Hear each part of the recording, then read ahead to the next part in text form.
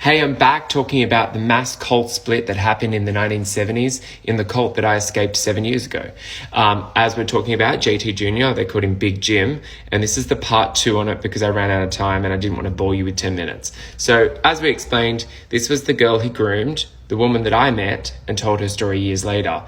And I can understand how twisted her mind was to think that she was doing God's work and how honored it would have been to service our brother and offer a service to him. Despite from an outside perspective, looking back now, it's called grooming. When you are groomed to, while she was married and then have so much, what appeared to be intercourse with him, being found naked in the room with him under the sheets.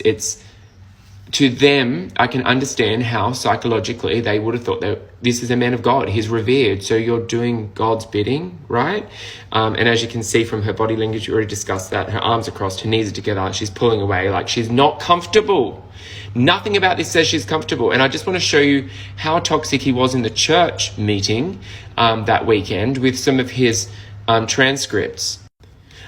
I want to share these transcripts because I remember we never had recordings or these were never printed for us as members to read, because you would have read this and thought, okay, this shows that this isn't a man of God and this whole system is a fraud.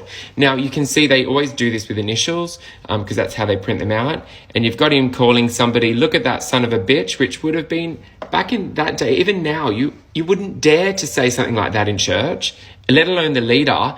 And then he goes on here, you stinking bum, you stink. Why didn't you bring some toilet paper with you? Like this. And he was like, I've heard the recordings. He is audibly drunk. He is definitely, this is the ravings of a drunk man, which isn't representative of a man of God.